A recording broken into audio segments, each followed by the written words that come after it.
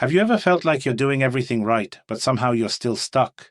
You've got a job, you pay your bills, you're not broke, but you're also not thriving, you're just existing. And the weirdest part, everyone around you says you're being smart and responsible. I'm Andrew Meet Rich, and I need to tell you something that might sting a little. I used to be that person. I had what looked like stability, a decent paycheck, no major drama, but I was dying inside. I was trapped in what I now call the comfort cage. I made every excuse you can imagine. I'm being practical, I'm thinking long term, I'm playing it safe. But really, I was just scared. Scared to risk what little I had, scared to admit I wanted more, and that fear almost destroyed my entire future. Today, I'm going to share something that one of the richest men in history understood deeply, and it's going to challenge everything you think about money and success. We're talking about why your comfort zone might actually be your biggest enemy, why stability can be a trap, and how the very things society tells you to chase could be slowly killing your dreams. If today's message doesn't hit home for you, I get it. But the next one might be exactly what changes everything. So go ahead, hit that like button, and subscribe. Because we're diving into some uncomfortable truths, and I promise it's worth it. Let me tell you about my friend Marcus. Smart guy, really smart. At 22, he landed what everyone called a dream job. Good salary, benefits, corner cubicle, the whole package. His parents threw him a party. His girlfriend was proud. Everyone said, Marcus, you made it, man. Fast forward 15 years. Marcus is still there. Same company, same desk, just a slightly fancier title. His salary went up a bit, but so did inflation, so he's basically running in place. Here's the thing, Marcus isn't miserable. He's not crying himself to sleep. He's comfortable, and that's exactly the problem.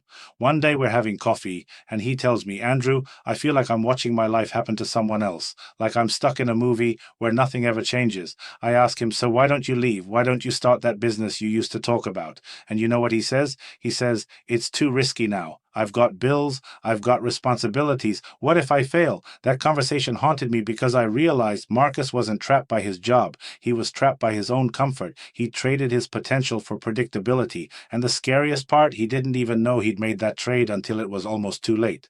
So here's where most people get stuck, and this is critical. They confuse comfort with success. Now, you might be thinking, Andrew, what's wrong with being comfortable? I worked hard to get here. And I hear you. But let me reframe this for you. There's a massive difference between real poverty and what I call comfortable stagnation. Real poverty hurts. It's urgent. It's cold and hungry and scary. And because it hurts so much, it forces you to move. You have no choice but to fight, to hustle, to find a way out. That pain is actually fuel. But comfortable stagnation? That's different. That's when you have just enough.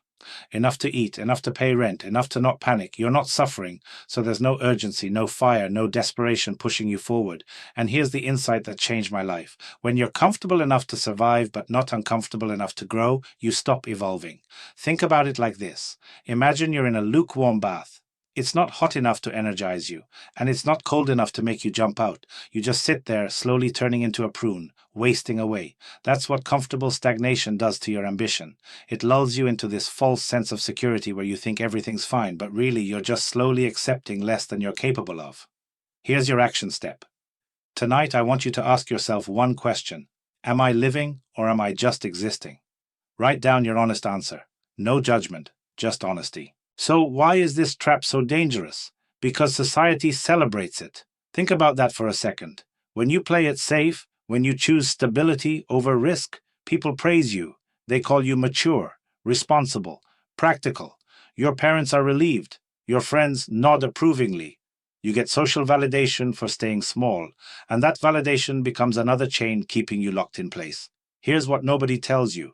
The people around you, your co-workers, your college friends, even your family, they're often invested in you staying exactly where you are, not because they're evil, but because your comfort makes them feel better about their own choices. If you suddenly decide to quit your stable job and chase a dream, it forces them to confront their own fears. Your growth becomes a mirror reflecting their stagnation, and people hate that mirror. I learned this the hard way. When I first started making changes in my life, taking risks, investing differently, building something of my own, you know what I heard? I heard you're being reckless. You're going to regret this. Think about your future. It wasn't advice, it was fear. Their fear projected onto me. Here's the reframe. The people who discourage you from growing are usually the people who stopped growing themselves. Their comfort zone becomes a cage, and they want you in that cage with them because it makes them feel less alone. Your action step? Identify one person in your life who always talks you out of taking risks.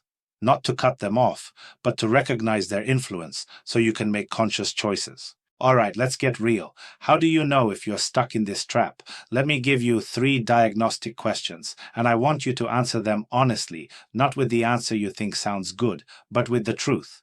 Question 1. When was the last time you did something that genuinely scared you? Not like watched a horror movie scared, but took a real risk that made your stomach flip. If you can't remember, that's a red flag. Growth lives on the other side of fear, and if you're never afraid, you're not growing. Question 2. Is your job a challenge or just a paycheck? Do you wake up excited about what you're building, or are you just counting down to Friday? If your work is purely transactional, just trading your time for money with no passion or purpose, you're in the trap. Because here's the truth. You spend most of your waking life working. If that time isn't feeding your soul, it's draining it. Question 3. If someone guaranteed you a basic income for life, would you still do what you're doing now? Be honest. If the answer is no, if you'd quit tomorrow without hesitation, then you're not living your life. You're enduring it. Here's the insight. Discomfort is not your enemy. Stagnation is. Most people avoid discomfort at all costs, but discomfort is actually the signal that you're growing, stretching, becoming more. Action step. Pick one small thing that scares you and do it this week. Public speaking terrifies you? Record a 1-minute video and post it. Hate asking for things? Ask for a discount somewhere. Start training your fear muscle. So how do you actually break free? Because knowing you're trapped is one thing, escaping is another. Here's what worked for me and what I've seen work for hundreds of people I've coached. You have to deliberately and consistently expand your comfort zone. Notice I said expand, not explode. You don't have to quit your job tomorrow or move to another country. You just have to take small, consistent steps into discomfort. Start with what I call the novelty practice. Once a week, do something you've never done before. Take a different route home.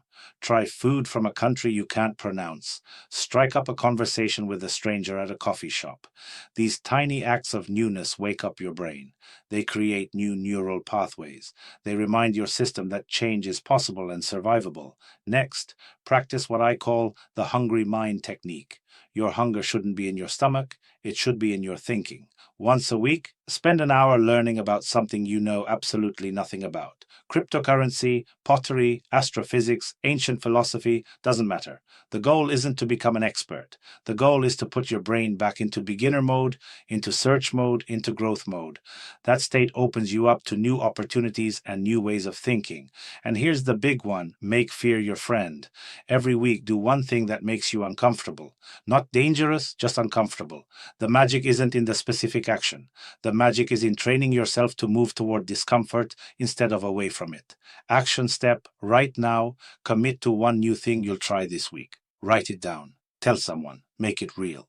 Look, I'm not going to lie to you. Comfort is seductive. It feels safe, it feels smart, and everyone around you will tell you it's the right choice. But here's what I learned the hard way. Everything that's not growing is dying. There's no middle ground. You're either expanding or you're contracting. You're either moving forward or you're sliding backward, even if it feels like you're standing still. The life you want, the wealth you dream about, the freedom you crave, it's all on the other side of your comfort zone. Not on the other side of recklessness, but on the other side of calculated, consistent discomfort. Small risks, repeated over time, that's the formula. I spent years playing it safe, and you know what I got? I got older, I got more regrets, I got really good at making excuses. It wasn't until I started making myself uncomfortable, started taking small scary steps, that my life actually changed. And I'm not special, I'm not lucky. I just decided that the pain of staying the same was worse than the pain of changing. So here's my challenge to you. Don't wait for rock bottom. Don't wait for a crisis to force your hand. Choose discomfort now, while you still have the energy and time to make it count. Take one step, just one, toward the thing that scares you, and then come back and tell me about it in the comments. I want to hear your story. Because here's the thing nobody talks about. Your next level of success, it's already waiting for you. It's just waiting for you to become the person brave enough to claim it.